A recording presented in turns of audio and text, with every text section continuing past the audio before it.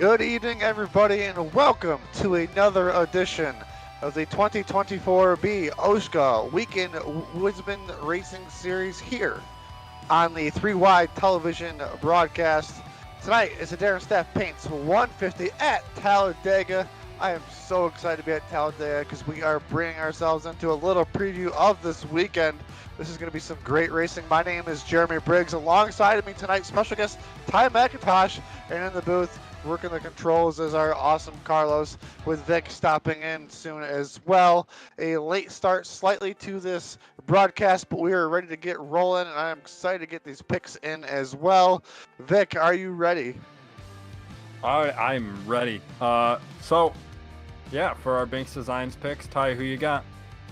Well, obviously I'm not in my seat tonight. There's a Canadian in my seat who I'm very close friends with, and looking at his statistics, he has 2 OSCA wins and they were both in half one, and I feel like there's going to be some good mojo in that 10 card tonight. I'm picking Nathaniel Cherry.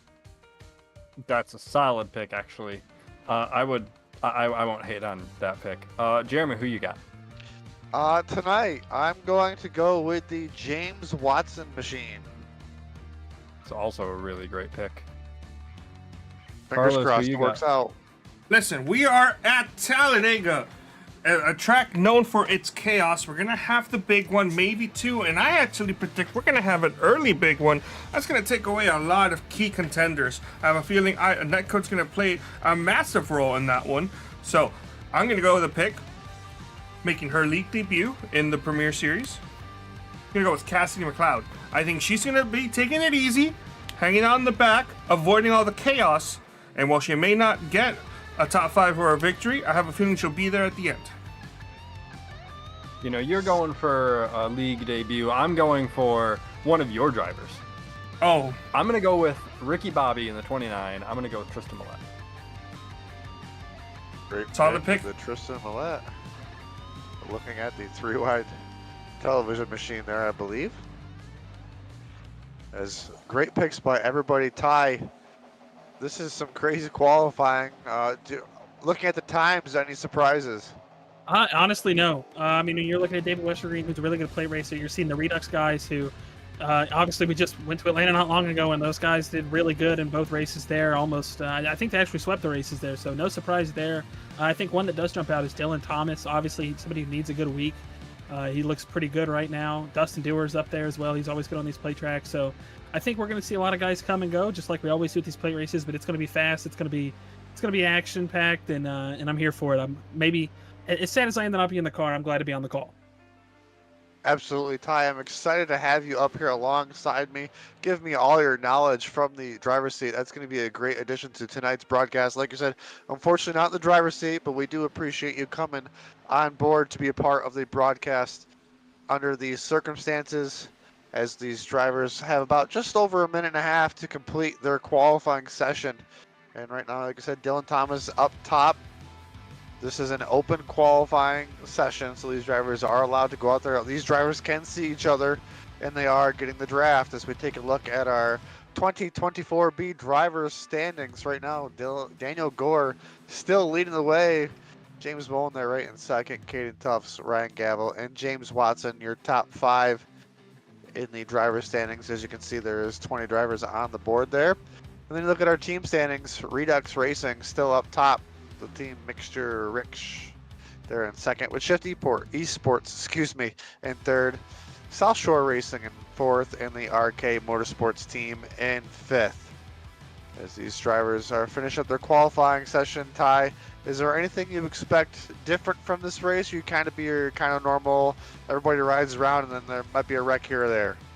Well, here's the thing. I think with these being shorter halves, I think we have 228 lap halves for tonight. So I think we're maybe going to see not as much patience, and I think a lot of it's going to be trying to control these lanes. I think if you can get 3 of your teammates, even 2, on either one of these lanes, you're going to be in control pretty significantly, and it's going to take a little bit to get you guys taken off of that lane. So I don't think we're going to see as much patience. I'm going to tell you right now.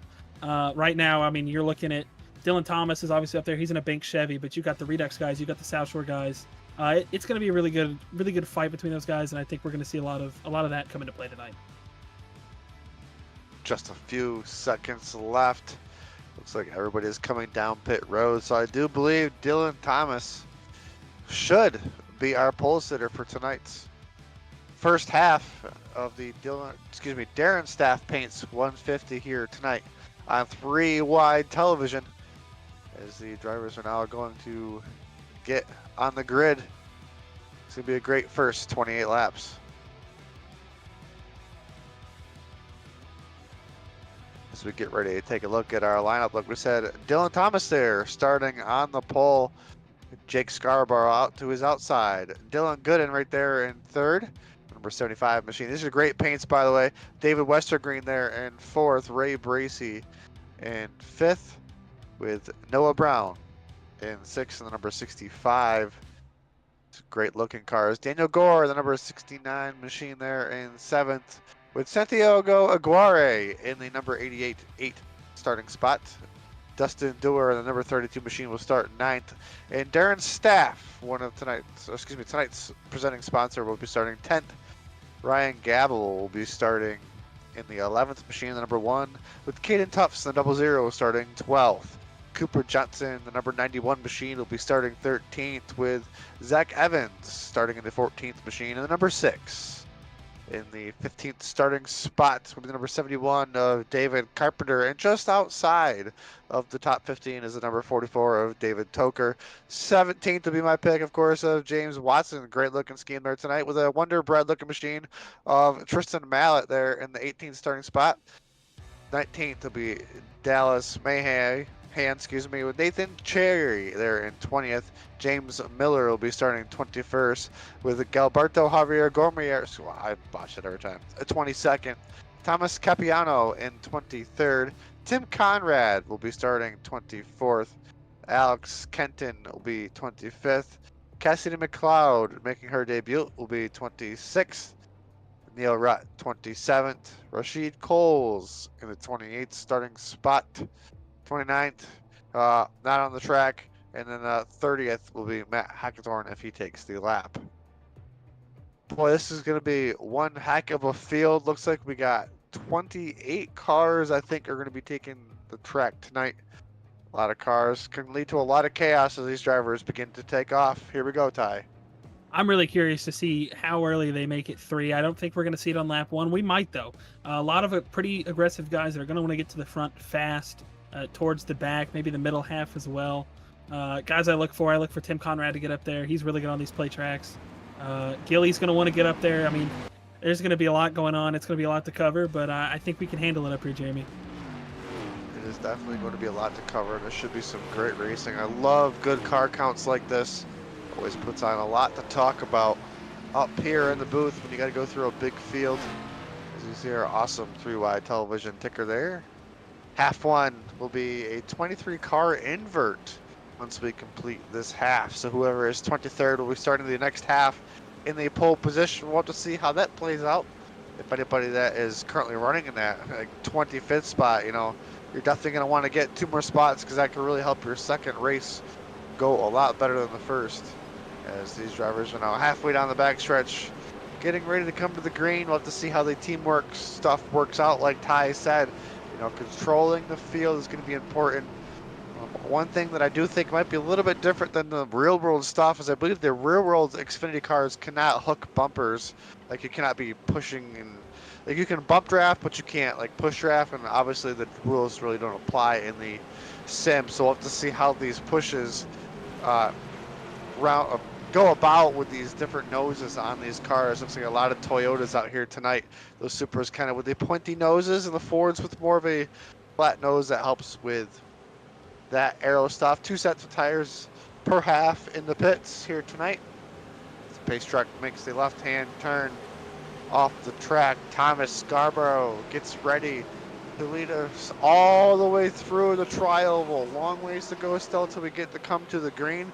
We'll get to the Geico restart zone. Quite a ways to go still once we get to this tri-oval. This is going to be one heck of a race. These drivers are going to have to build momentum quick as we're now in the zone. The green flag is waving. We're half 1 underway with Darin Stapf Paints 150. It'll be really interesting to see if Dylan Thomas decides to stay on the bottom. Either way, he doesn't have a teammate up there. But we do look at these teammates already. I know it's really early on. Dylan Gooden, Ray Bracey in the 7, they're lined up. David Westergreen is currently splitting 2 Redux Racing cars, so already playing a factor here. I think we're going to see these guys try to get lined up really fast here. Try to find their teammates as quickly as possible. Try to find some co-opetition. As Daryl Watchup always said, you gotta find somebody that might not be your teammate, but maybe you can work with them through the whole race and make something happen towards the end. Is so far so good. Everybody just double file, kind of riding it out. 28 laps. It does take a little bit to get there. This 2.55 mile, excuse me, 2.66 mile tri-oval does take a few seconds to get around, almost a minute. I believe it's about 58 seconds or so. I can't remember off the top of my head, but we'll have to see the next time around as lap 1 is complete. Jake Scarborough is going to lead lap number 1 as we got one car already down pit road. Not sure if this is a penalty. Yes, this is being a penalty and being told for that machine. I could not catch. Looks like James Watson, actually my pick, had a penalty. We'll have to see if he can come back out and stand on the lead lap, or if he can get the lucky dog with an early caution. Yeah, I think we've seen this early in the race. If he catches a quick yellow, or even if he's able to just get to the back of the pack, if he's the only one, he'll get the lucky dog. So should be all right as we get a look here at Santiago working the wheel there, keeping it nice and steady, which is going to be one of the big things. If you want to get pushed here, you're going to have to hold it steady. Can't be all over the place. I know in the draft it's going to get tricky, especially when you get to the back bump of the car in front of you. But right now he's looking pretty good as he's trying to sort up there with his Redux teammates.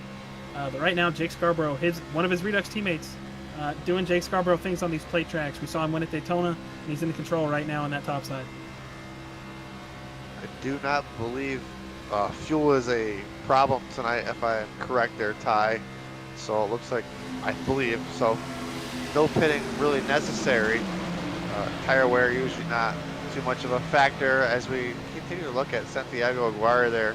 Appreciate him putting on the shot tonight with the camera as drivers just in front now, go 3 wide, shuffled the number 65 out of Noah Brown. Looks like the 32 might have stuck his nose in there. Yeah, Dustin Dewar trying to get a little bit aggressive there.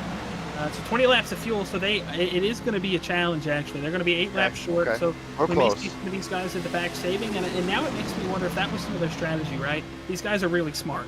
Trust me, I race against them every week. Unfortunately, they get the best of me.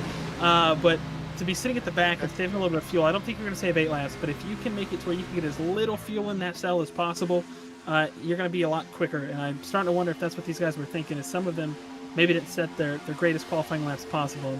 I think that might have been what they were looking at here. Is Cooper Johnson going to drop to the back here? Maybe didn't like what he saw up front, wants to get a little more calm.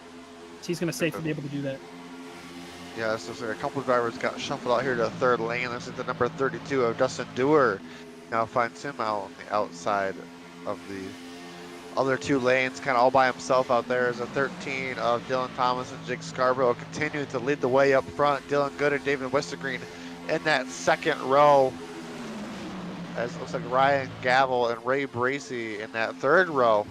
As these drivers continue to chug along. Noah Brown, Daniel Gord teammates there in 7th and 8th. So they might have found themselves trying to get themselves in position. Looks like Aguirre right there just behind them as well. This could lead to some good stuff. Looks like Darin Stapf now taking himself towards the back. As these drivers continue to log time around here for 5 laps in. Yeah, and I mean, everybody's staying pretty calm. You know, obviously we saw Dusty make it 3, and then he got shuffled out. So I think these guys are really just trying to stay safe and try to get as much fuel saved as possible. Obviously, towards the front, definitely not working on that as we see Dylan Thomas make a pass for the lead, but he's going to get a run back from Jake Scarborough. These guys are really pretty steady, truthfully. Normally the top side does get the advantage, but I think maybe these guys aren't pushing as hard as possible, as we do see some cars falling off the pack there. That's a little worrisome for those guys. Yeah, you don't want to lose the draft here too early, but it does seem to be kind of happening. These drivers that are falling to the back might be falling back a little too quick. Might lose the draft. It looks like the number 73 machine now on the pit lane as well. Not sure if there's a penalty being served there or not. It'll be Cassidy McLeod debut not going so well so far early on. We're seeing more 3 wide there. We got the 2 teammates for Do Good, Dustin Dewar and David Tooker. They're up there on that 3rd lane trying to make it work. Looked like maybe Gilly was up there looking to try to help him out, but right now just those two on the top side. We'll keep an eye on that for you, as they're moving pretty steady up there. Dustin Boone's about to the back bumper, the 65 and Noah Brown, who's that fourth car outside. They got a huge run as we speak. Huge run indeed. Dustin Dewar. Oh, Gavel. That's a business decision right there. That was close. Dewar gave a big favor to that one to not wreck him, because he had him all sorts of all over. I don't even know how to describe it squirrely, because that was one heck of an event, as the Dewar machine now behind the number one machine. They're up to 190 miles an hour right now. These cars are ripping on the top. Just three of them lined up trying to make it work. I believe Brian Gavel, though, saw what he likes, and he's going to try to take this top row to the lead. Yeah, that is a very Ryan Gavel-coded move right there. Obviously, being teammates with him, I know that he's really aggressive, but he's really smart. And what a move that was, is I think that's going to actually get him to the lead here. There's only 3 cars, but David Tooker is a great plate track pusher. Dustin Dewar, obviously, he's a pretty solid plate track guy, and Gavel jumped up there, and that's looking like a really smart move right now, as it's getting that Shifty Sports number 1 machine to challenge for the lead. Just in second place, I believe. I don't know if Gavel was able to lead that lap, but man, those 3 cars on top really making it work. I'm surprised nobody else has thought of going up there, because they're honestly trying to go around the long way around, but they've got half the amount of cars than everybody, or maybe a third of the amount of cars than everybody else, and they've almost made it, as it looks like the middle lane starting to make a good push with some good pushing with the number 9 machine of David Westergren and the back bumper of Jake Scarborough, as they are 3 wide at the line. We'll see who leads that lap. Looks like Gavel does. Gavel seems to be maybe getting a little bit uncomfortable there. I know Dewar's probably giving him the best push as he can to try to get him clear. Probably running hot right now as well. But that's the one big thing about being on that third lane. You feel like you've got to push a little bit harder because you are covering more ground up there. But if you get the momentum going like we saw before, it's going to work. But right now they're starting to struggle. I don't know how this is going to play out. But they're starting to get some help. Caden Tufts jumps up. Tim Conrad, Alex Kenton. That's the Weekend Woodsman boys. They're up there to reinforce. You called it right there, Ty. The 3 drivers that just joined that top lane, trying to get them some more momentum as they come around to start lap number 10. Number 77 of Jake Scarborough still continues to lead the way, as it looks like the Neil Rutt machine just joining the race. TheBinksDesign.com on the side as the pack goes screaming by. James Watson going to find himself in a early disadvantage as the lead pack is going to come screaming. We'll see if he just pulls off to the side. He will. Great call there by James Watson to get out of the way. Yeah, that's a safe decision, not to be putting anybody in a pickle. As we see Jake Scarborough actually move down to the middle, or from the middle to the bottom there. And what that's going to do is that's going to allow David Westergren, somebody who's really good on these play tracks, be able to lead that middle lane and see if he can do anything. Now, obviously, he's got the Redux cars behind him. I don't know if they're really going to push David past the teammate. I mean, it's a business decision, man. And Noah Brown, somebody who's hungry for a win here, been really close this season. I don't think he's won yet. I could be wrong. Don't hold me to it. But he's been really good. And David Westergren is going to get clear as the third line's falling back. David Westergren to the lead here at Talladega. Westergren leads the way. 18 laps to go. Like you said, that third lane starting to fizzle out. Only 2 cars left up there. Gavel and Dewar. You got Westergren. It looks like Noah Brown on his back bumper. These drivers are really putting on a great show. Now we've got a 3 wide action up towards the front. Kind of fizzled out there, but 2 wide action just as intense. As another lap car is going to be in the way, well, not really in the way, but on the horizon.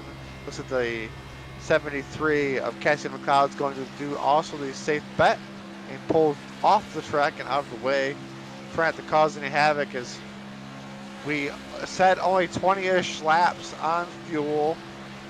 So we're about halfway on our fuel run here. What do you think is going to start going on, Ty? I mean, I think right now we're probably still safe in the window. I don't think we're, most of these these normal tracks, when you get to these 1.5 miles and these short tracks, a good strategy is to split it. I don't think that's going to be something that's on these guys' minds here. I think you want to try to go as far as possible to make that pit stop as short as possible if you can save. As right now, I don't think we're seeing much saving, but we got some shifty sports reinforcements to that third lane. David Tooker being pushed by Ryan Gavel right now. Nathaniel Cherry's up there in that middle lane.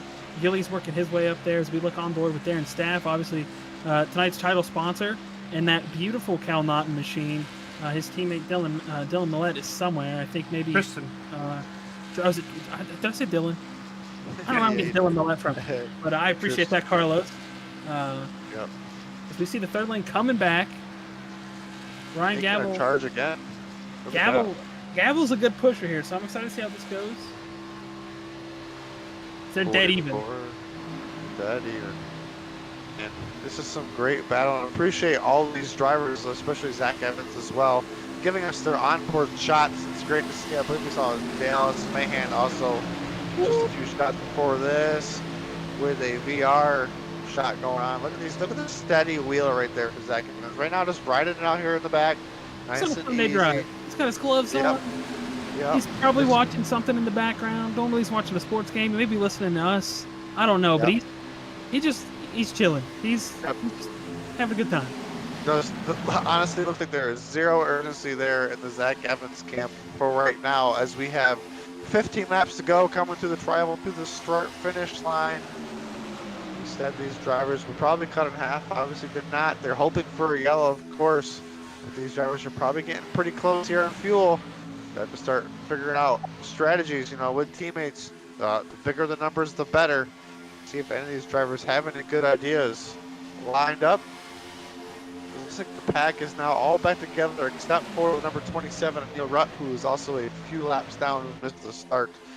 He looks like he is 9 laps down. The Watson and McLeod machines both 1 lap down, but they are tagged on to the back of the pack. The back of the lead, to the back of the pack. Just tagging along, trying to see who can get lucky dog if we get a yellow. These are some great laps. Look at that top line working with just 3 drivers up there. Yeah, and it makes me wonder, because normally, when you're about to get your pit stops, you don't really want to be on the top. So it makes me wonder how they're planning this out here. Obviously, they may be wanting to stay up here a little bit longer, but still some teammates working together up there. So I'm looking to see these guys start filing in and trying to get with their groups and start making their call outs. So it's going to be interesting. That's one thing about these plate races is, everybody's trying to find friends and find help, and normally you can take it where you can get it. You're not going to be picky, especially when you pit. You want to have as big of a group as possible, like you were saying earlier, and it's going to be interesting to see how that shapes up. Laps continuing to tick away, the fuel continuing to get burned. At the halfway mark of the first half, more drivers starting to join that third line. As it looks like Toker doing a really good job leading the way, like you said, with Gavel as a good pusher. They're just inching up there the best they can. Feels like they gain 2 feet, lose 2 feet here and there.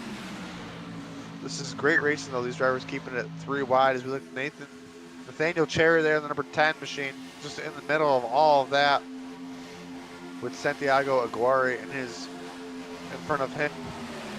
Number 88, Dale Jarrett, a lookalike machine. Great looking cars here. Yeah, that's one of the good things about this field, especially, is the paint schemes are always great. When you see them going this fast, it just feels a little bit cooler. And I think we're starting to see maybe some filing in from drivers here. I'm noticing not too many cars on those lanes behind the first 4 cars there. Something else I wanted to point out here is that I think these guys that are in the back of the pack might be in a little bit better shape. They can probably take less fuel, as I was saying earlier, which might get them out quicker. I'm not really sure how that's going to shuffle. Obviously, it kind of depends, as Gavel's getting a little free there. Obviously, that lane seems to be falling back in, which makes me think that they are, in fact, planning on coming down pit road pretty soon here. Gavel's fuel tank getting empty, probably creating that loose condition, having no weight on those rear tires. Still trying to push the heck out of that 44 machine, trying to keep them up towards the front and relevant. 3 wide from basically second there. There is no help behind Dylan Thomas on that bottom lane at the moment, and he is shoving Jake Scarborough pretty even there to that middle lane. That's really impressive out of Dylan Thomas right there. I'm surprised this bottom lane is so spread out, but like you said, with pit stops nearing by, everybody's just trying to find a good spot, because these drivers coming to the pit road entry is going to be something great to watch. Heavy braking, and you don't want to, if you're not driving aggressively on these pit stops, you're going to lose a ton of time, which is going to be a ton of spots. You want to be doing 55 miles an hour right at the line, no more, no less. You got to be executing your pit stop flawlessly because a pit stop penalty under the green flag will be detrimental to your night. All right, it can end it really fast, and especially if you're in that small group, yeah, no, it's over. So as we see, I think Gavel's going to tuck in, Nathaniel's going to tuck in. So yeah, we're nearing pit stops here. As Gavel was saying something over the radio, they're not quite sure, but I would expect that to be the pit call out here. We're on lap 19 this time by, so I would assume they're running pretty close to E if they've saved anything at all. Looks like lots of drivers doing a lot of chatter on the radio, getting ready to make their pit stops. This has been a great race. A lot of obviously this has been all green the whole way. This is gonna definitely probably shake up the field quite a bit, and I'm dying to see these drivers do some great driving on the pit road, because this is what it's all about with these league races, is really executing these great pit stops and showing these drivers what they're all about. Absolutely. As we get ready to see these guys probably come down pit road this time, expecting to see a mixed group. Nobody that time from the front pack, because the back pack we got Dustin Dewar and Dave Carpenter coming in. Dusty coming in a little hot though. I'm curious to see if he was able to get that thing low down. Looks like Dave Carpenter with a black flag and Dustin Dewar with a black flag. Yeah, they came in pretty hot. That was it tried to get it slowed down, but that's the thing with Talladega. You're coming from 190 miles an hour, and you're trying to get that thing low down to 55 as quickly as possible, but you're trying not to lose too much time, like you said. So it's really a teeter-totter. As we see Noah Brown shoot out to the lead, as these guys are starting to gap up and get lined up here. 3 dominant cars to start this race, though. Dylan Thomas, Jake Scarborough, David Westergreen, they are still in this thing, and it's gonna be fun to see as we no takers from the front pack again. The back pack, yep. Looks like Ty, Ty, don't lie to me. How often do you practice making pit stops during practice? Because we know how these super speeder races go. I'm gonna be honest with you. I used to be somebody that didn't, and I had a pit penalty cost me in one of my biggest races, and I've done it ever since. So it's one of those things where you don't think about it. I mean, it's something that's routine, and sometimes you mess up. And I think the big thing is how much time you can lose, right? So when you try to maximize it, then you're gonna make more mistakes. It's just you get it with experience. As it looks like the 65 machine and everybody up front chattering on the radio, we should be getting ready to see a big chunk of the drivers to continue to come down pit road this time. Yes, they do. Here we go. Got the Redux guys and Dylan Thomas, Noah Brown, Jake Scarborough, Dylan Thomas, Santiago. James Miller. He does not make pit road. He's going to have to pull off. That is going to effectively end his half here. If he can make it back around on gas, that's going to be the big thing. If he can A, make it back, B, I don't know how many cars he's going to be near. Probably none. You see that other pack that has stayed out? It is mostly all of the Ford fellas. So Shifty Sports, South Shore, David Tooker's still out there as well. I'm surprised they've gone this far, but it looks like a lot of drivers just doing a lot of just fuel-only stops. Rashid So Cole's missed see his stall few and more had to back drivers it up a coming in. lot. Oh, no. Rashid Cole's I mean, that's... mistake as well. We talked about it. It's unfortunate pit road mistakes. Here comes the second pack.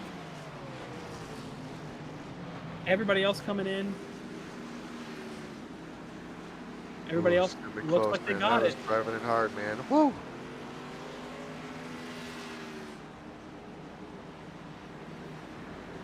We'll see how this plays out with the cars that are still on the track that have already made their pit stops. We'll see how everybody blends as everybody makes hard left-hand turns in their spots. So as we see the group coming out of turn 4 right now, I believe. Jake Scarborough leads it. They were able to get pretty grouped up. Obviously a little bit of a gap there between Dylan Thomas and everybody else, but pretty formed up as we're going to see them catch this first pack. Wow, and motored on by, too. I'm trying to figure out who the lead car is of this pack. It's Ryan Gavel. Nathaniel Cherry is the second car. They're not really grouped up, and that's going to be the big problem here. Obviously, they might have a couple more cars as they're going to merge anyways. That second group is just going to go right on by, but now we're going to have to catch to the tail end of this. And this is the other thing, right, with this fuel situation. 6 laps to go at this point. So they've got to get grouped up fast. They've got to get momentum going, and then they've got to plan a move, and they've got to make it. And when you've got two teammates leading this thing, that's what I was talking about earlier. These guys are going to be committed to each other. I hope that's what you want from a teammate, right? You want to know that they're going to have your back. And obviously, if they can race you for the win and it not cost anything, I think that's on the table. Is Daniel Gore to the outside of Cooper Johnson here. He's going to try to get up there with his teammates. And if he can do that, that's going to effectively lock these Redux guys into control of this race.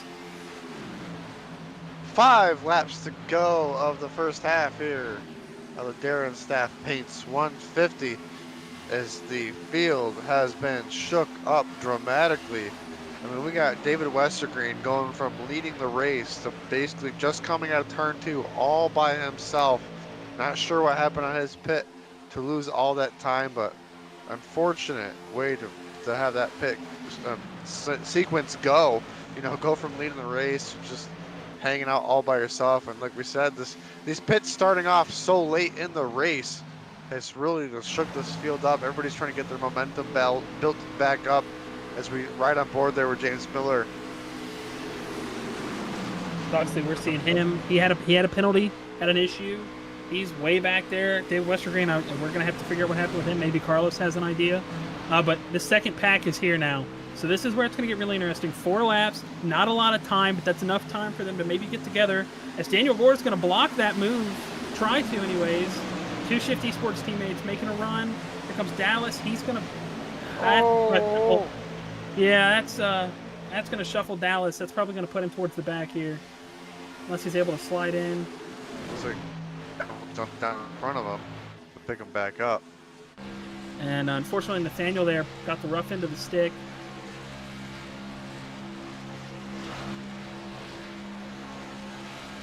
But now we have a second lane. This is where it's going to get interesting. Obviously, 2 Redux cars leading the bottom, 1 Redux car with a shift car leading the outside. The 2 teammates there got split up with Nathaniel now being at the back of this pack.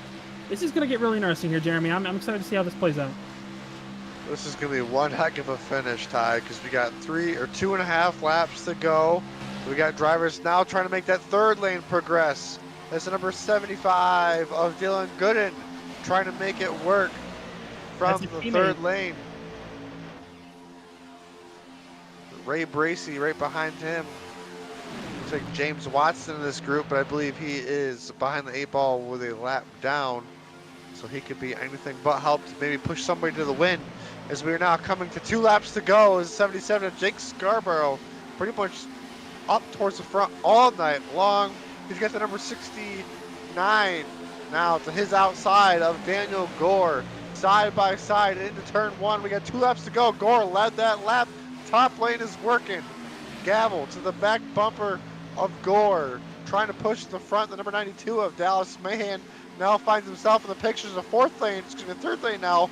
Trying to happen as Cooper Johnson, 3rd car on the inside, just trying to get this inside lane going. But man, 3rd just all over the place for basically a 3rd car in the middle back, trying to slow him down. I think the 75 of Dylan Gooden now has a good run. We'll have to see if they can get it.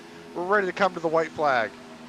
And as they come out of 4 here, Jake Scarborough in control. His teammate Daniel Gore to the outside on that 2nd lane being pushed by Ryan Gavel. Gavel's going to look underneath Daniel. 3 wide for 2nd, coming to the line. Jake's going to block the middle. White flag. Jake knows what Gavel's going to do because he will do anything to win this race. Not traffic. You can see that he's... Oh! Shuffles up his nested doors. They're 4. Oh my goodness, drivers. They're 4 wide behind them. Daniel Gore's getting shuffled way back. 75. Oh, Here contact. comes Gilberto.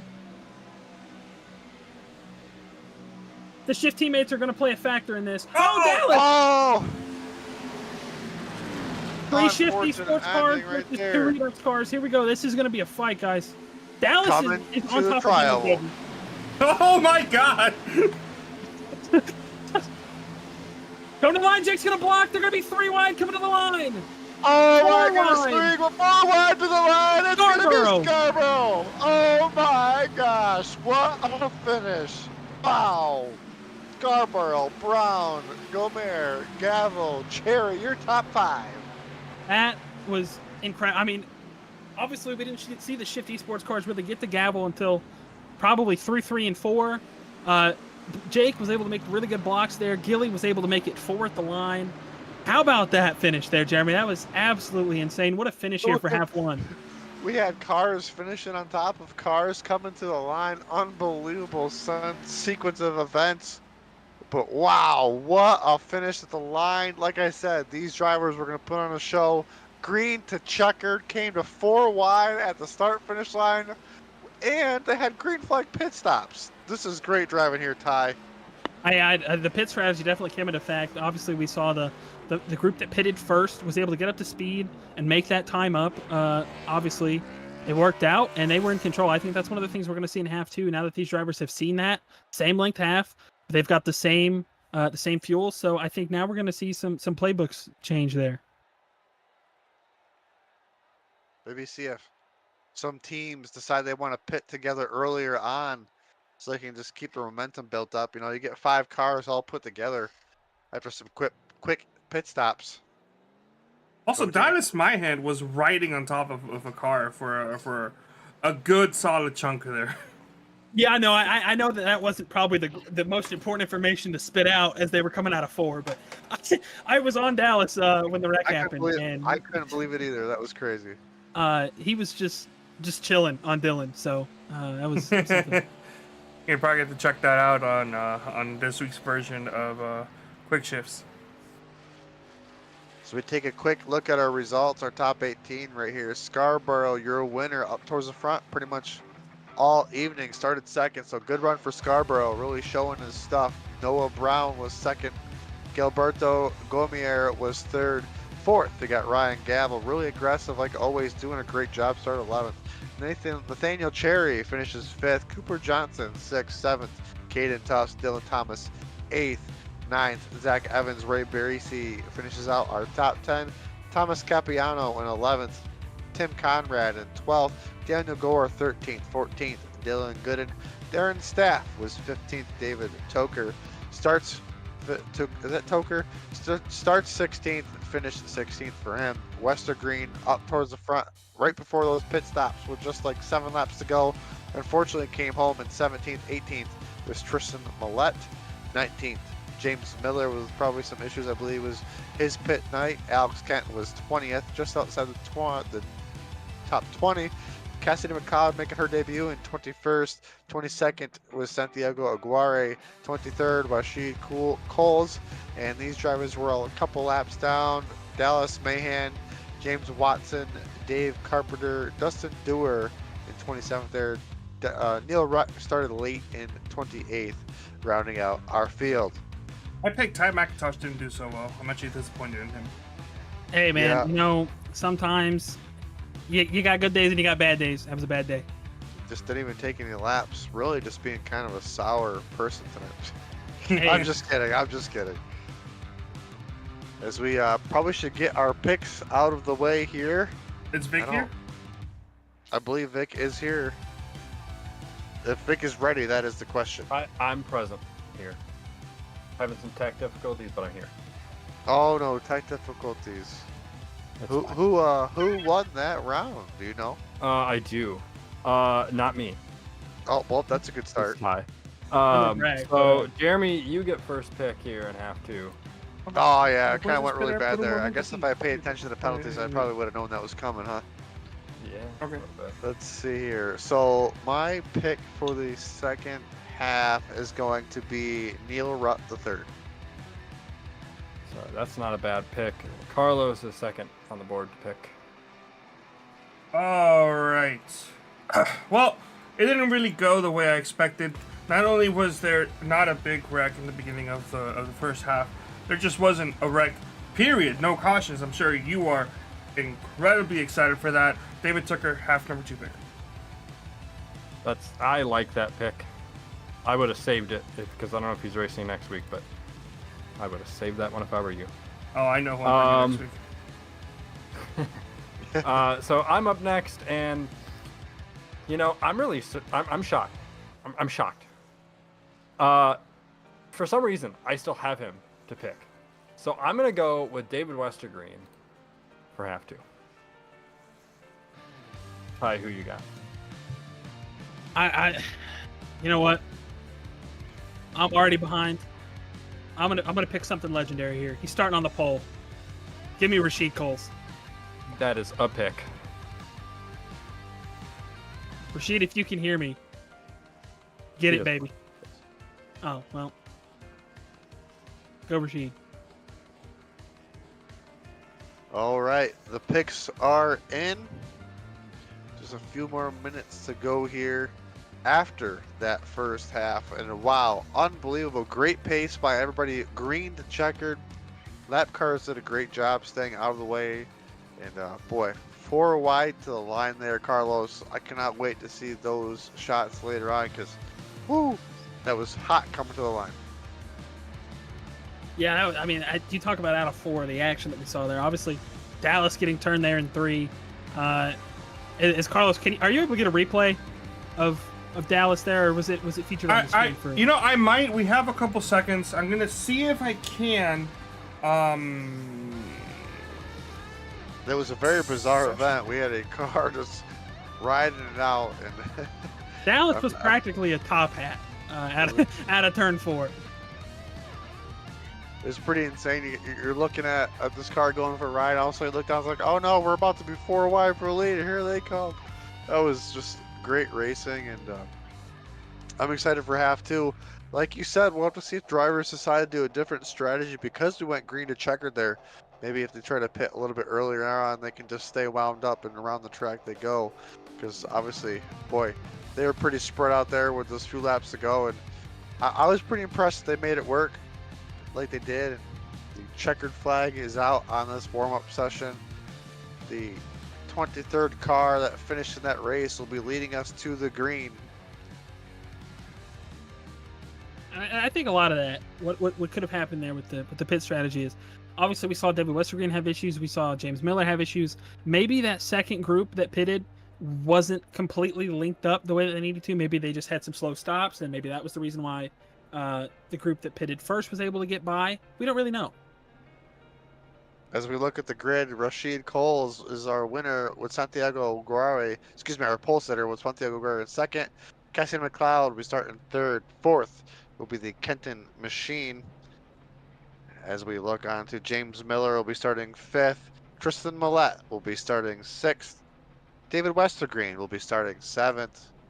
8th will be the David Toker Machine, number 44. 9th will be Darin Stapf. And 10th will be Dylan Gooden. Ty, you want to take some more? I would love to. All right. Rolling off 11th, it's going to be Daniel Gore in that number 69 Machine. Starting his outside, it's going to be Tim Conrad in the 35. 13th, it's going to be Thomas Capuano in that number 21 Machine, and Ray Bracey starts 14th in the number 7. Rolling off 15th, it's going to be Zach Evans in the 6th, Dylan Thomas in the 13, a couple of Binks Design teammates. 17th, it's going to be Caden Tufts and Cooper Johnson in 18th. Nathaniel Chair will roll off 19th, Ryan Gavel will roll off 20th.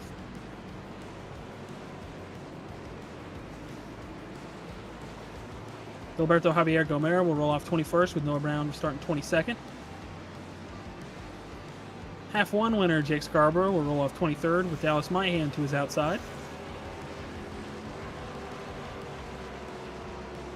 James Watson will roll off 25th and try to rebound after a pretty tumultuous half 1. Dave Carpenter starts 26th. And rounding up the grid is going to be Dustin Dewar 27th, Neil Rutt 28th. As the drivers are now rolling down around the track. Down the back stretch, we'll be coming to the green flag next time by for the second half for the Darin Stapf Paints 150 here on the 3Y television network of the 2024B OSCA. Guys, very quick. Woodsmen series. Go ahead. Very quick. Oh, I got it. Got a replay.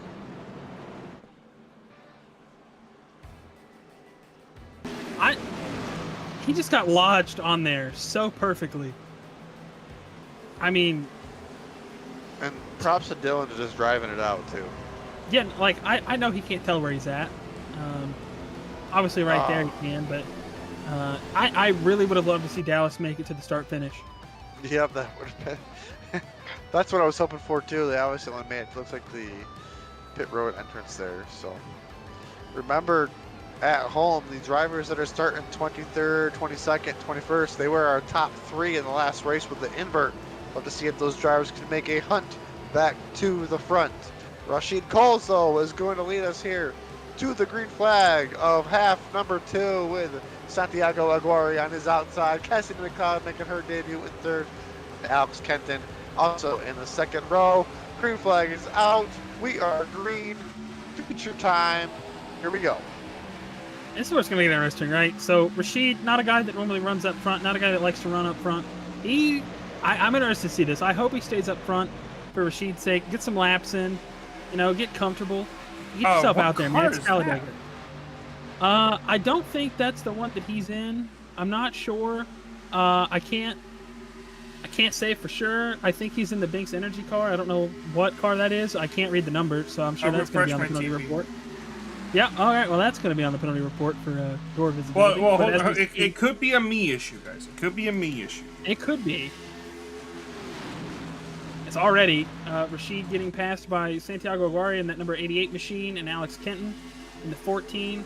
Tristan's up there now. We see Ricky Bobby. Yeah, there up we go. there. It's fixed. There we go. So it is Binks design. I was going to say, it's a very interesting paint pick there for Rashid, but he's going to lead lap 1. It looks like it's going to be Tristan. Or Ricky Bobby. No Fig Newton sticker, Carlos. You guys can do that? I want to go fast. Awesome to see these cars out here. I believe there's a couple cars that are ARCA related as well for paint schemes. It looks like Coles has decided to bail out of this front pack. Honestly, there's quite a few cars so spread out so early. I'm quite surprised that Coles decided to bail out like this. Really going to lose a lot of time being this far towards the back. Unfortunate, I guess, way to go about it, but I guess he will just tack on to the far back and ride it out here. As looks like Tristan Millette continues to lead the way in the Wonder Bread machine with James Miller on his back bumper. It looks like Westergreen has made his charge back to the front as well, going for the lead here on the inside. Obviously, we talked about in the first half, really strong at these plate races. Obviously, just had a little bit of misfortune there. That took away a good half 1 finish, but he's looking pretty good to start half 2. Is Tristan Millette also looking really good on track and also just pace-wise. He's normally pretty good at these plate races. Correct me if I'm wrong, Carlos. I believe he won one of his first races at Daytona, I believe. Last season, he won the second half of the season opener. Or is that the first half or the second half of the season opener? One of those two. He's pretty good on these plate races. Now he's lined up with Darin Stapf, teammate. A little shake and bacon going on tonight. So here comes David Westergreen looking for a move for the lead. Lots of movement already, lots of drivers. Honestly, almost feels a little more aggressive than the first half. Maybe the drivers realize they want to be more towards the front. Well, unfortunately, only one person can be there. So all 28 of the rest of them trying to figure out where they want to be on the track. Third lane. Third lane now coming into play. Looks like the Gore machine leading the way.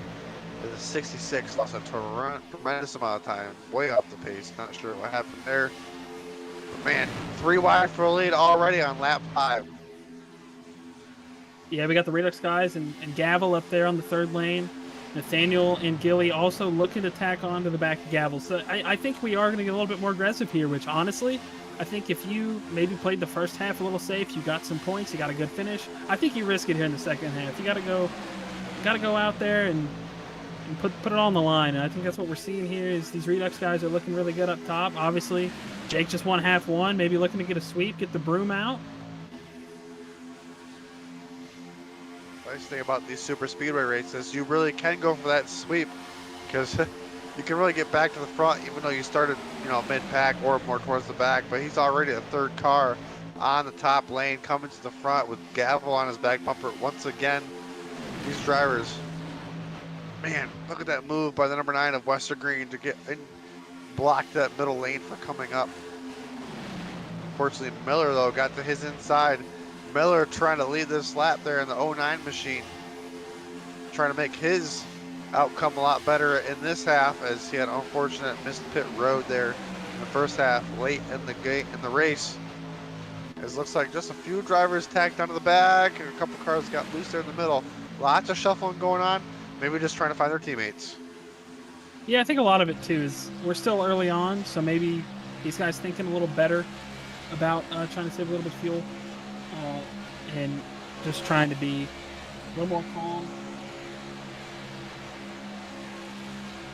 We see Darin Stapf right on board with him. He's third car middle lane. This is a really good view here of just how much the air can unsettle these cars, especially in the middle.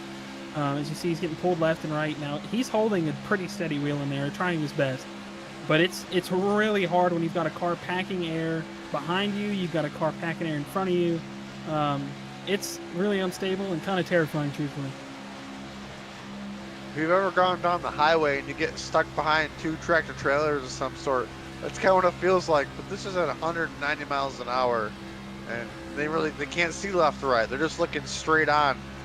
You know, it's not your average street car. Oh, as Westergreen gets a little sideways up front, but Stapf doing a great job there. Third car in the middle, trying to get his march to the front, trying to win the race he's sponsored. Right now, it's looking like he and Tristan are doing a really good job right now. These Redux guys obviously still hanging on. There's only 3 of them. But I think that's one thing that we can really say about those guys. Obviously, I mentioned it pre-race. They did really good at Atlanta. Jake Scarborough just won half one. These guys are really good at plate racing, especially in numbers. They actually, one of their first races in OSCA was Talladega last season. And I believe I think Daniel won. I'm not totally sure. Obviously, it's been forever. And a lot of things have happened lately. But if I'm correct, I think that was Talladega last season. As we now have a push for the bottom, James Miller going to get out to the lead. Westergreen should have a little bit of a run here. And that's the thing with Talladega. They fluctuate, right? So the middle lane's going to go, top lane's going to go, bottom's going to go. It's just a number of who's where at the right time, with the right momentum, with the right push. Excuse me, wow, look at these battles.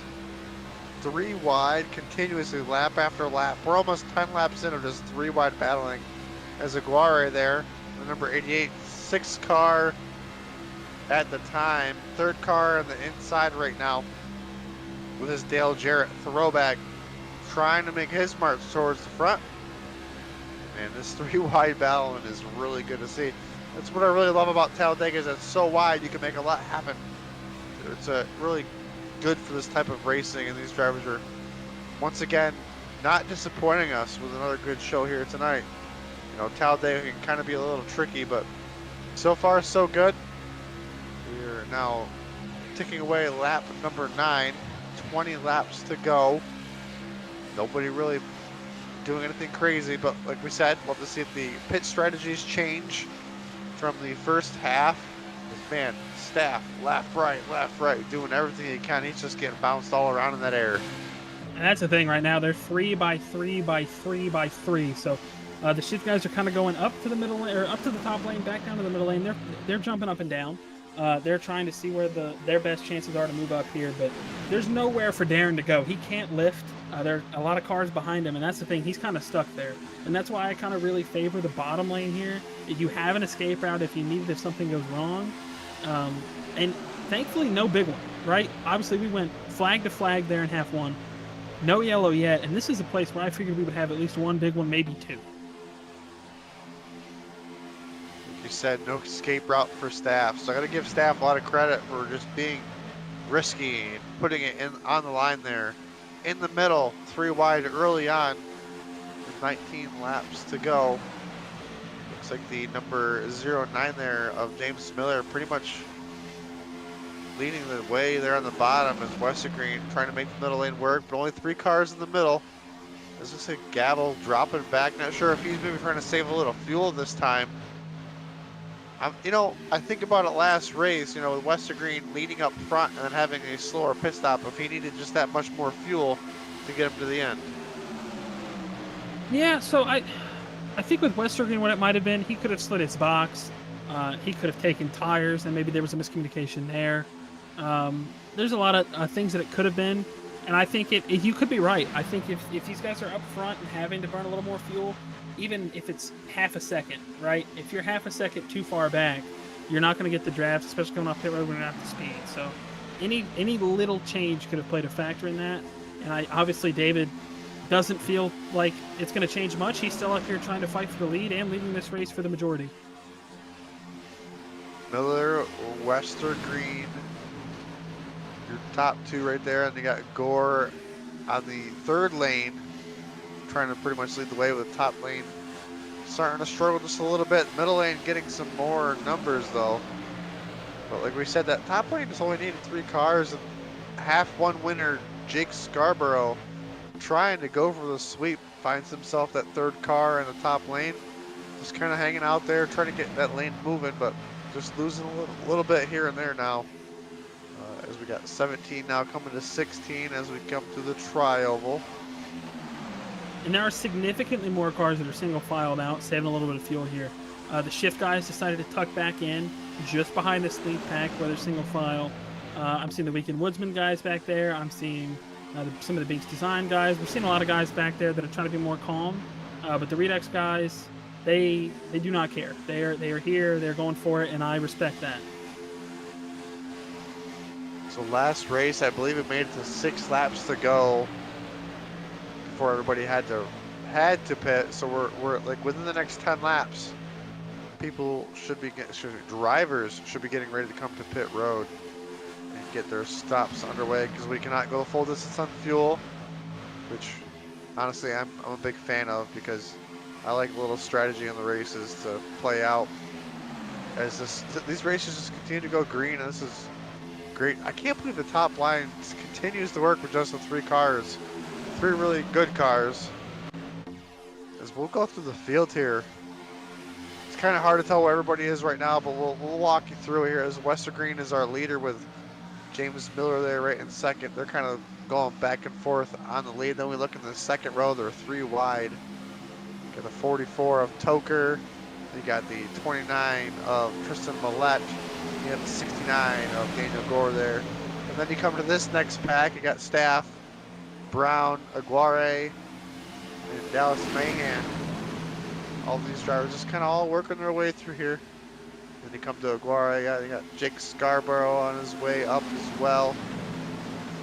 It's just absolute chaos out here right now, with these drivers being 3 wide consistently lap after lap. An 11th place driver just, laying back from there on out, single file. Yeah, we've seen a couple more cars tucked down to the bottom there. I saw Jake lay back, get a little bit of a run, a little bit of forward momentum, and he's now shoving the Redux cars again, probably a little closer. Miller's still doing really good, leading that bottom lane, keeping them up there with a little bit of a gap there to Tooker, but the middle lane has been really formed up, not much of a gap. Oh, Tristan Millette just blew up. Oh no! That's going to be a wreck. Oh, it takes his teammate. He's still blowing up. Nobody's able to get around him. No. Oh man, looks like Millette was not paying attention to his temps at halfway mark. That's going to do it for him. And that really just shook up this whole pack, right? Obviously, when the car that is second in that line blows up, it's going to make everybody kind of dissipate, right? They're going to try to move bottom, they're going to move top, and that is a completely eliminated the third line. The Redux guys are still up there, but that split this pack up, and that's going to make it even more interesting for this fuel situation. And unfortunately, in there, Tristan was running really good. Just got a little too hot there. I mean, he was doing a really good job pushing. That's the good thing, right? You know you were doing it right. You just weren't managing your temps a little bit. Sometimes you can forget about them. You're just so focused forward, trying to keep that the momentum going, and you're just being really aggressive. As we got cars coming to pit road. Wester Green, Tooker.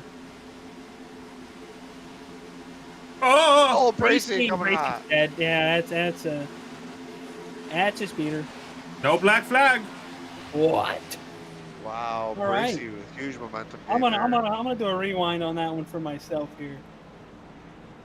Wow, Bracey with a really hot entry.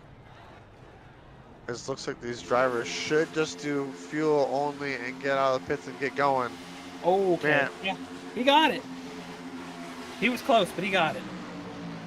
It's absolute chaos there coming to pit road. Everybody's single file now, so we should be potentially seeing more drivers come to pit road. Looks like they learned their lesson from the last race, and they're coming earlier than later. looking at it, it looks like Bracy still had a little bit of a slower stop. Let's see if I can scroll through here. Yeah, Bracy is now solo. He split from his teammates. That was a pretty coordinated stop. That was pretty good. We got more cars on pit road. We got Alex Kenton, Cassidy. We got Dustin Dewar, Dave Carpenter, Tim Conrad, Alex Kenton. Or no, Alex Kenton, sorry. Yeah, I know Alex is here. Okay. Number of guys. Sorry, I'm trying to flip through. I'm not set up like I was for the first half, so it's a little tricky. Yeah, But, it is tricky, especially when pit stops are underway. It's we're under green flag pit stops. You know, you got to be really on top of them as the drivers are now peeling out of their stops. There, looks like the number 73 led the way out. Let's see how these drivers get formed back up and in the line. We know everybody has to pit. We'll see if any more drivers come this time. Looks like the rest of the field is on the way. Except for my hand. By himself now. yeah, that's not the way you want that to happen. We got the 4 Redux cars leading the way down pit road here. Scarborough's going to get in. Here comes Gavel, Brown, Gore. Capuano got a black flag. I was going to say his stop did look a little slow. He was off the pack. As it's just the top off. As we expected here, we're going to see if everybody's able to make it out. Redux is going to lead the way off pit road with a fight between Gavel and Scarborough. How would you But guys they like a should- replay of all the drivers avoiding the number 29? I was really impressed. I would Absolutely. love that. I got to give all those drivers a lot of credit. And you know what, Ty? That stuff happens so quick, especially on a track like this. I cannot believe we did not have a yellow flag. As we watch drivers come off of pit road down below, we'll look up top. As you can see right here, the 29 is already blown up. 29 was in the middle, pretty much leading the way almost. They're a second car in line. And wow, these drivers did a great job not wrecking that number 29 car, or wrecking themselves, I should say. As back green, they're going to be 3 wide for the lead. The second pack that had just pitted once again, they're going to get out ahead of these guys this time. They're going to form up, and it's not going to be as big of an advantage, but we're going to see David Westergreen and David Tooker rotate to the lead here. Well, in the net lead, obviously Dallas Myhan coming off pit road now. He's going to be by himself and expecting a yellow. We're hoping for one. Is there going to be 3 wide for the lead again? Whoa! Carlos, you saw that car in that bottom shot too, huh? Yeah, sure did. Age of Corey LaJoy Yeah. at Daytona not long ago. Yeah, holy cow. Whew. Close action there as Mahan had to pit all by himself there. Not sure if he dismissed the pit call with everybody else or dismissed Interesting pit road. note. Go ahead. Darin Stapf also got a black flag. So expect him to either go down pit road. It has not been cleared. Capuanos has just been cleared. There goes Darin going down pit road. So collapse of RKM here in half number 2. As these pit strategies have unfolded, drivers have made moves. The Redux guys are pretty much all split up. They're not able to push each other. The only 2 teammates that are up there helping each other right now are the 39 of James Watson and the 9 of David Westergreen. So favorable position for them right now. Dylan Thomas, somebody who we talked about all night, David Westergreen, Jake Scarborough, the 3 guys from half 1 are up here to close out half 2. Westergreen learned his lesson. Excuse me. And he's now finding himself in a lot better scenario this time. Really been in the picture all night with 8 laps to go. Can Westergreen make it back to the front with his top line of Watson all over his back bumper? But when we look up just a little further from those 2 drivers, looks like the 13 of Dylan Thomas trying to lead that inside lane with Gore to his outside. The middle lane is getting the advantage as the 44 of Toker goes to the outside. It's a pretty good move by Tooker there, just trying to get control of the lane. I think if you're 4th or 5th car back in line, you're kind of just sitting if somebody else makes that 3rd lane. So I think even though it's not formed up yet, it's a really smart move for Tooker to be able to go on offense here. Gavel's going to now jump up. Great pushes there from the Westergreen machine. Hopefully these drivers continue to pay attention to those temps because we can obviously see what happened there, especially for the number 29 machine. As these drivers are really bunched up their time, and I just feel like something's going to happen this race. We're coming to line with 6 to go. We're 3 wide here on 3 wide television. I mean, if it didn't happen with the 29, I think we're due for a pretty big one here. As they're 3x3x3 on back. Obviously, the inside lane's kind of dissipating right now. They should get a run through the corner here, but Ryan Gavel and Jake Scarborough side by side for the lead, with help close behind. Gavel just took the lead there for a brief second into turn 1 and 2, trying to make that high line work. In the middle lane, though, you've got that pretty pink machine of Scarborough, our half one winner. Trying to get back to the front. We got a lapper coming up. Let's see if they make it go 4 wide. Once again, Gavel all over the radio. Darin's going to be able to get to the bottom there. So they're going to be 3 for the lead once again. Scarborough's going to move down to the bottom. What that's going to do is give 2 Redux cars control these lanes, which honestly, I think that's more favorable than having 3 in one lane. Control in numbers. 5 laps to go. That lap car of Stapf got out of the way respectfully, tagged onto the back of this, just riding this out. Absolutely intense racing right now on the track. The 13 and the 77 making that bottom lane work. Does the number 69 of Daniel Gore have anything for that middle lane? With, Gore and Brown in the middle lane. The 2 teammates trying to make it work. There's another lap car coming up that's going to stop. No. It's going to stay up top. This is going to make them 4 wide. wide. They're going to have to go 4 here. We might have a big one on our hands, fellas. We're going to make it through. Wow. 4 wide multiple Oh, man. So far, broke up that so outside good. line. But it definitely broke up that outside line, Carlos. You are correct. Gavel losing a tremendous amount of space. With only 3 laps to go, you're going to need every inch right now. Gore leads that lap with Scarborough on the inside. 4 laps to go. Got a huge run there coming from the outside lane. Tucker got a good push to Gavel with some momentum from Lester Green. Back behind, I want to point out Dustin Dewar tried to push the 10. It looked like they got a little squirrely, but that's not going to stop this third lane from rolling. Lester Green coming with some momentum for him. But those Redux guys in the middle, man, they're working together. Oh, Jake maybe didn't like that push there from Dylan. That was almost the end of a lot of people's days there.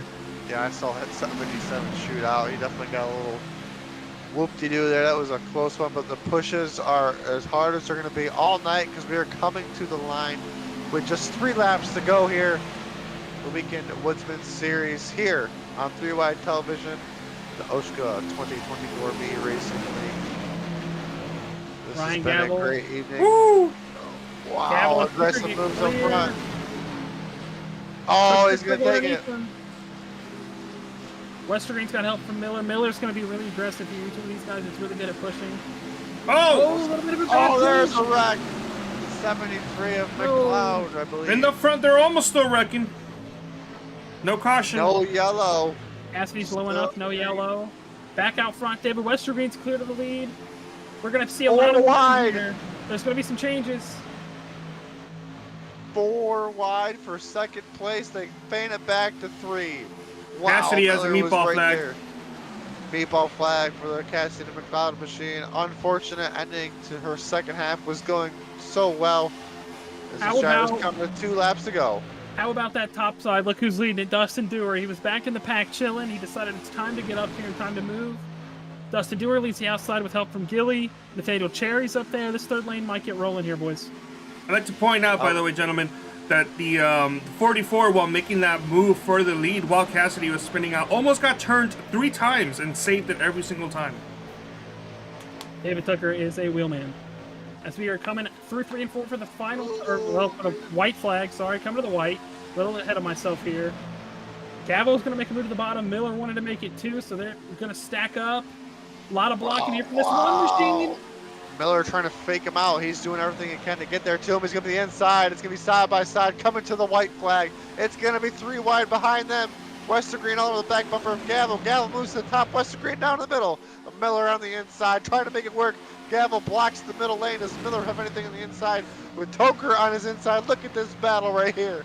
The 1, the 09, the 9, the 69 trying to make the top work. Oh, that contact. Miller spins. No, he doesn't keep it straight. Oh my goodness. All heck is breaking loose here. Aguirre making contact. Car slipping in the background, but somehow Gavel is still up front all by himself, though. That's going to lead to trouble. He cannot block these 3 lanes. You've got Dewar, Aguirre, and Brown coming with a head of steam. Dewar trying to make it work to the middle. Oh, contact with the 69. He's going to flip. Aguirre on the inside of Gavel. He's got help from the 10. They're going to get past the number 1. Aguirre leading the way, the number 10. On his back bumper, is he going to make a move? Is he going to make it happen side by side to the line? Aguirre over Cherry, Gavel third. What an absolute awesome finish there by Aguirre Cherry to come to the start-finish line, still going straight. Aguirre is our second half winner. And that is a Redux Racing sweep once again on a plate track. What a finish, guys. Yeah, no, I'm really glad that we were able to get at least a couple cars up there. There was a lot to unpack from that last lap. Obviously, we saw looked like Dusty tried to make a move. Just didn't really pan out the way that he wanted it to. Took a couple cars with him, but what a finish to the line there. Nathaniel was trying to make a run there. Wow. Not just what a finish, what a night, what great 2 races we had here tonight. Ty, this was an absolute pleasure here to be up here tonight. Thank you so much for making an appearance. We'll look at results and stuff here shortly. Man, the 88 machine takes it to victory lane. I believe that will be his second win of the season. Yep. And the 77. Team Burnouts. Half 1 winner, too. Yeah, I mean, Jake had a really good night there. I talked about him all night, talked about David Westergreen all night. Obviously, Westergreen, just unfortunate there. I think Santi was trying to keep going, and David Westergreen was trying to get it gathered up, and just wasn't able to pan out for him. But 2 strong halves from David Westergreen. I know it wasn't the results he wanted, but same for Dylan Thomas. He, Jake, and David were class of the field all night. Class of the field is right as these drivers burn it down. What a great looking helmet that is, by the way. That's a beautiful helmet. I believe that's Invader's in. Yeah, Gur.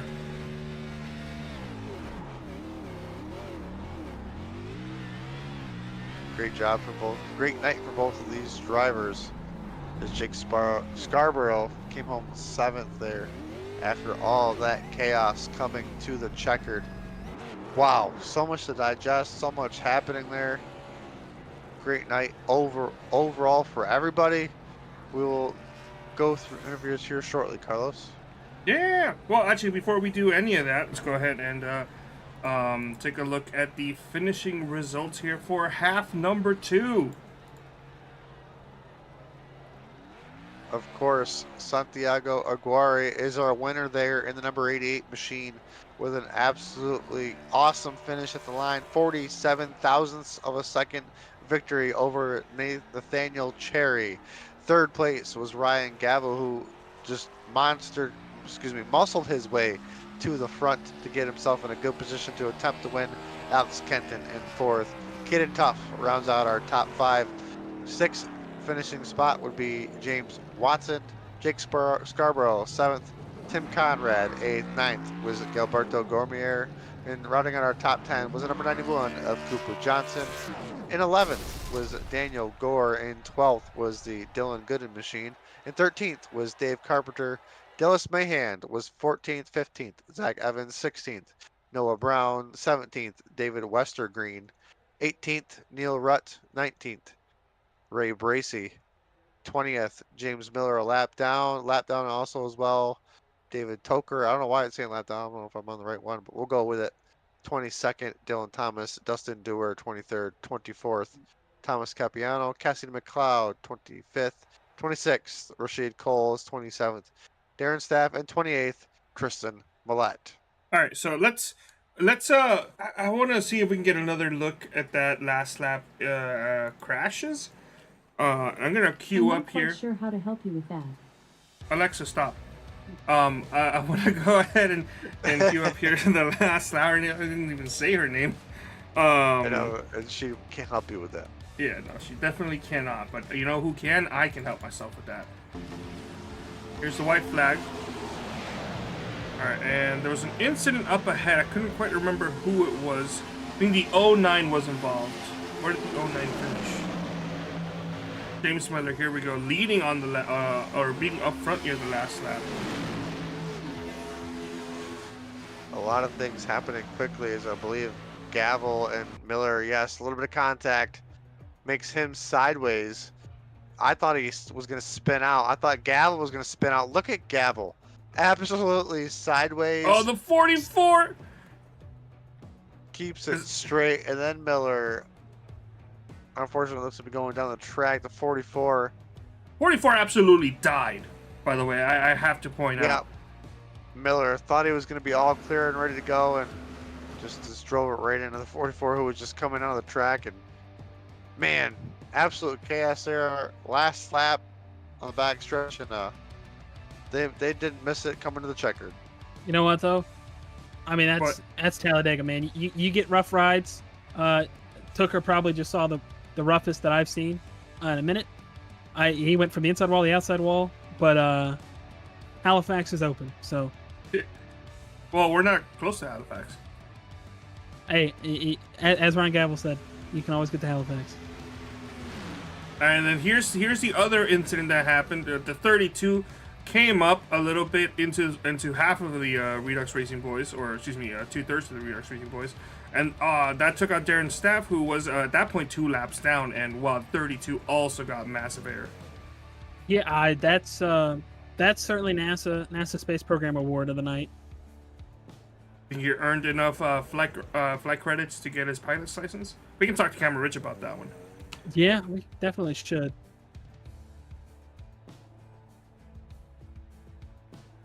And then this was the race victory moment. Redux Racing and Toyota holding off 2 Fords. Yeah, and I think that was a valid move there for Nathaniel. I think obviously if he went to go help Gavel, I think he would have lost a lot of momentum. So definitely a tough choice there. But I'm sure everything's all right in the camp there. Just glad to see the 10 finishing well, man.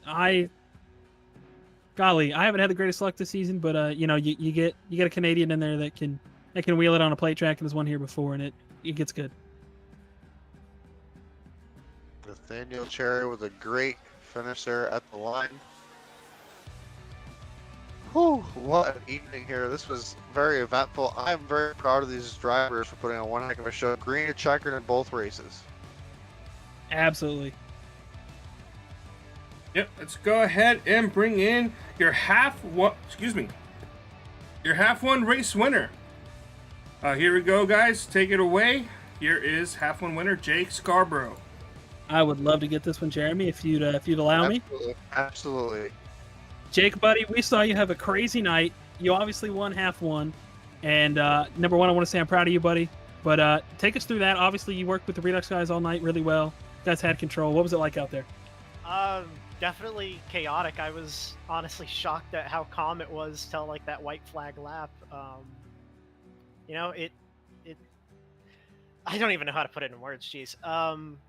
We had both lines on lock. You know, Daniel was able to control that middle for a bit. I had Noah behind me, and I just knew, all right, if I stick with Noah, it was going to work out, and sure enough, it did. So one of the things that we talked about was the fuel strategy. Obviously, you guys pitting a little early might have gave you the advantage there. Was that something that maybe played a thought process into how half two worked as far as when you guys pitted and made that call? We were just kind of, in half two at least, we just noticed that there were like 10, 13 cars left, and we were just like, okay, well, we better pit soon or else we're going to get stranded and left behind. But in half one, there was really no general idea of when to pit. It was just kind of call it on the fly, and that's how it went both halves for the most part. And obviously, I mean, after a good night tonight, you won half one, you finished seventh here in half two.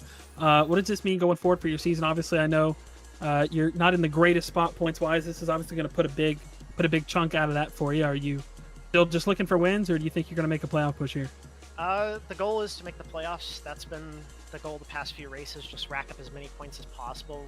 Had ups and downs, but you know, there's a couple races left. 2 of them that I'm not looking forward to, like Bathurst and Martinsville. But you know, it's all about just trying to learn, figure it out, and hopefully be there when it counts and make up the points needed to get into the playoffs.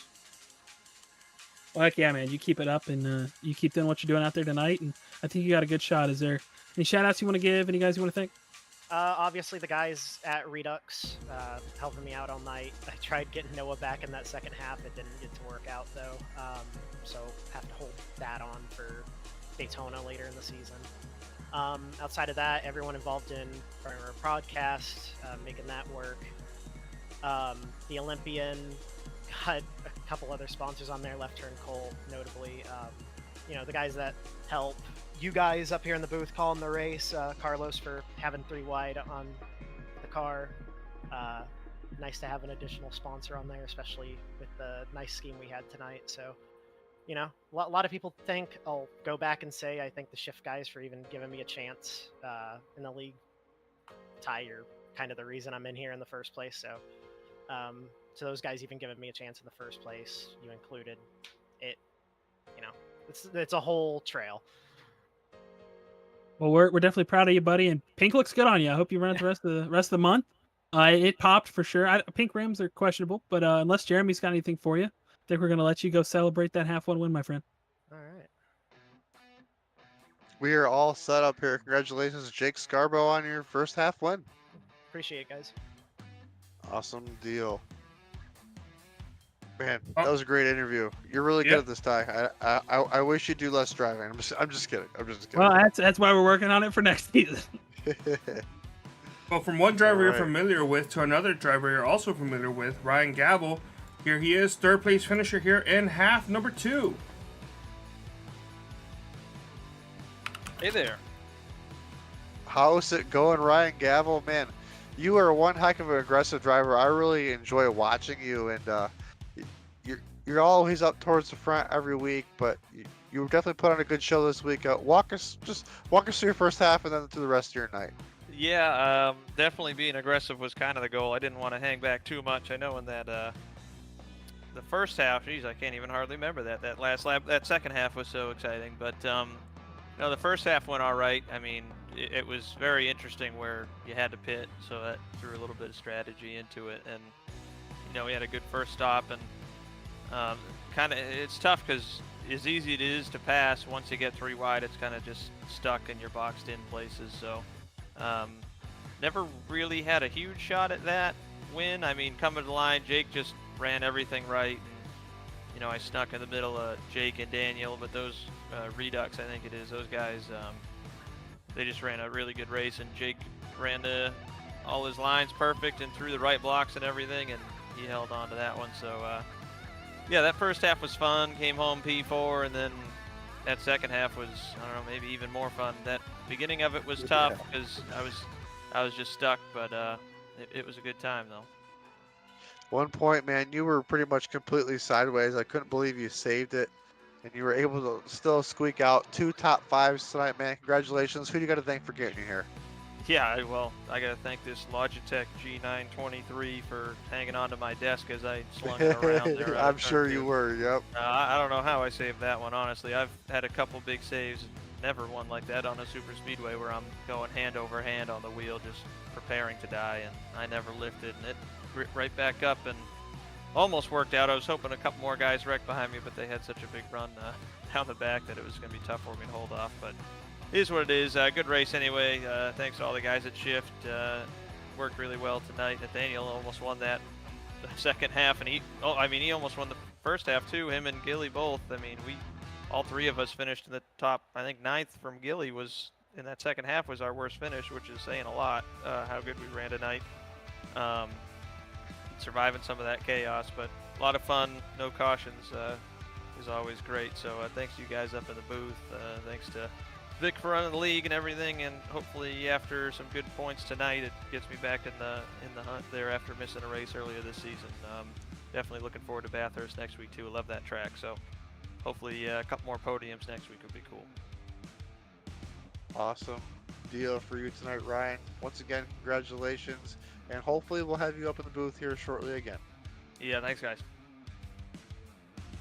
Ryan Gavel with a 4th and 3rd place finish tonight. We'll bring in our next driver if Ty would like to talk to them. I'd love to. Let's go ahead and bring him on up. As soon as I can figure out how to clear, there it goes. All right. Next up is going to be, well, Ty, honestly, Gonna be your replacement, number 10, Nathaniel Cherry. Go ahead and take it away. All right, well, I'm standing here with Nathaniel Cherry, and obviously a great night for you. Out-of-body experience for me, getting to talk to the driver of the number 10 car as the normal driver of the number 10 car. I think you might have taken my job. Walk us through your night there and how you almost got that half-2 victory. Yeah, I mean, it's kind of reminiscent of when I first made my debut in OSCA. The only reason I even got a shot in OSCA is because of a hurricane caused driver to miss a race with Dallas. And then I got into the car at this very track and ended up winning. This week I got into the car because you had no power last night. The roster cut off, or no Wi-Fi, whatever it was, due to a hurricane. And you know, I hopped in. I've always been good at play tracks, just about remaining calm.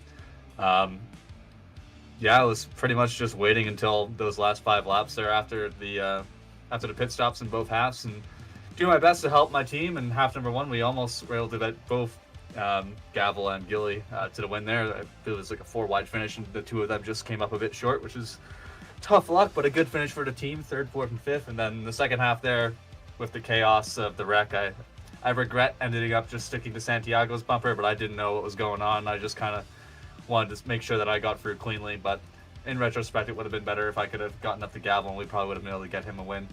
But overall, still a great night for the team. It should help us get it back into 2nd place, I believe, in the team standings.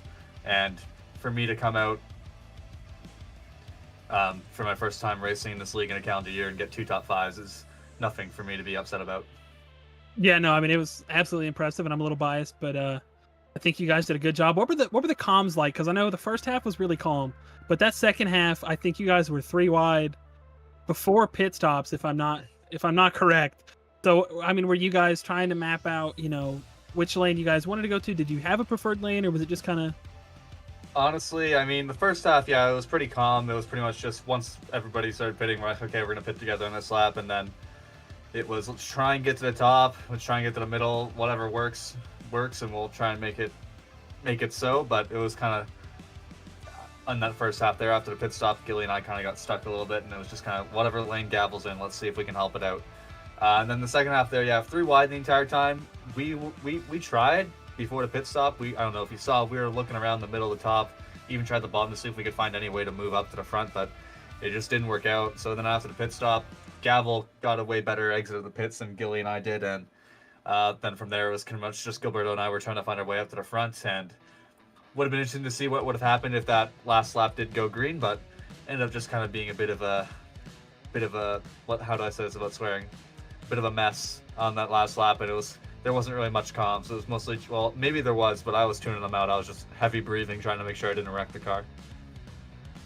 Well, it was definitely survival of the fittest there at the end, and you were able to sneak away a 2nd place finish. Is there any shout outs you want to give before we get you out of here tonight? Man, who am I supposed to shout out, Ty? This is your car. Numbers by Joe, right? Yeah, that's one of them. Numbers by Joe, Shift Esports, SR Design, Stapf for trusting me to come in and be a good substitute driver, even though I literally haven't touched iRacing since the Bathurst 12 hours, so that's like 6 months ago. Yeah, the teammates for being there to help me out in what I needed, being good teammates to work together, and Vic for putting this on, and for you guys for putting on a good show up in the booth. There's this other guy, his last name sounds like Barry. He also does a good job whenever he's broadcasting as well. Yeah, I don't know who that is, but unless Jeremy has anything, that was my replacement and top tier Canadian Nathaniel Cherry. Wow, you know what? I gotta say, it's pretty impressive, Nathaniel Cherry coming in here tonight. Congratulations again. Thank you very much. See you guys around. I'm coming back for Daytona. Hopefully I can actually get the win that time. We'll see you soon. Great interview once again. As we get ready to pull on our next one that I will grab Carlos, bring him on in. Yep, here it is. Tonight's half 2 race winner, Santiago Aguirre. Santiago, I believe this is my 2nd interview with you, being the winner of the race, man. Congratulations on a great second half. Thank you. Man, walk us through your night. You know, the first half looks like it didn't go so well there for you, finishing 22nd, but honestly, it looked like it played out pretty good for you, starting the front row, and you never looked back. Well, me and Dan had a little bit of contact on pit road during that pit cycle in half one. It wasn't ideal. I had to move around in the pit box, and I was using a shifter tonight, so I had to find my reverse gear because I forgot what it was, and I didn't think I was gonna be using it tonight. Yeah, but you know, we were in the back. We were just hanging out with I believe it was Rashid. He was racing me clean, and I guess some stuff happened up front. We were able to grab 22nd, I think it was. Yep. Okay. You know, we were all right in the second half. It was kind of iffy. There was a lot of 3 wide going on. I was kind of shaking a little bit. I thought I was gonna wreck the whole field. But there was a good good amount of chaos that happened there on that last lap, and I guess we were able to get ourselves in a good spot. And yeah, well, it's pretty much how it goes. Yeah, man. It was definitely chaotic. You know, I think every view we've done and every interview that we have done for tonight, everybody is just saying, "Wow, what a night!" I mean, green to checkered for both races. You came out on top in the second half. Congratulations again. Who you got to thank for getting you here? You know, I gotta thank the team. They were helping all night with you know, strategy calls and kind of helping me get down on the lane when we were about to pit and stuff like that. Adam, our spotter, for kind of helping us manage through the field. The sponsors, BRP, DJM, Forza 55, Nismo Records, Turbo Dogma, RTX. We got a whole bunch. Nick Packin. Yeah, I just want to thank every one of those for supporting us and what we do, and it feels nice to sweep on our team's 2-year anniversary week. Well, that is a great way to start the week. Congratulations again, Santiago, and hopefully we'll get another interview with you here soon. Thank you, boys. Looking forward to it. Good deal. Our second half winner is out of here, and it looks like we've got one left, I believe. It'll be Noah Brown. If you want to finish this off, Ty. If we're gonna take it, might as well, yeah. No, it's Ty up at the booth. You got a copy? I sure do. Long time no see there, buddy. Yeah, it's a little weird being up here, not out on the track. A little out of body experience, but you guys at Redux, man, you guys dominated all night, obviously sweeping the races. I think we talked about how this was your first race as a team last season, and you guys did pretty good there too. So, Yeah, I don't want to talk about it. I mean, it didn't end the way you wanted it to, but it was still pretty impressive. So, you know, obviously, walk us through your night. I know you had a little up and down night, but you guys were up at the front all night and ran well. I mean, well, I guess I'll start off by saying half one was not necessarily a cakewalk, but we just managed the race there. Me and Jake, we got together coming toward the end, and you know, just had to make sure water temp didn't go way up, and then you know, just make sure we held it together coming to the flag, and that's all we needed. And it's funny, if you were in the call, you would have heard me screaming Logano, Logano, Logano. Like, I didn't want to wreck nobody, but I wanted Jake to get up and block that run, and that certainly helped us out. So, but I mean, after that, just had to manage getting through the fields, which we certainly did pretty well. Up on that high line, pushing Daniel, I think it was kind of difficult. Had to manage water temp a lot harder up there, but we kind of made it work. Got down to the bottom after the Wonder Bread car unfortunately blew up, and we got down to the bottom pit. And after that, it was just pretty standard. But fortunately, getting caught up in the wreck coming out of 2 and then coming into 3, and you know, someone that will remain unnamed can't hold the line. So, yeah, that's the only thing that really irked me about tonight is, you know, holding lines. But other than that, it was a really solid race. I'm proud of everybody for holding it together, especially at a track like Talladega where you can be kind of caution prone, but also if you get a good group, you can hold it together pretty well, which we did. So, pretty uneventful night, but also pretty solid night. Yeah, that's about it. Yeah, no, you guys showed a lot. Really impressive to see. I know you guys were the only 3 cars on the outside for a while there, but you were holding your own. So that was really impressive to see. Any shout outs you want to give? I'm gonna just start off by shouting out Cameron Rich.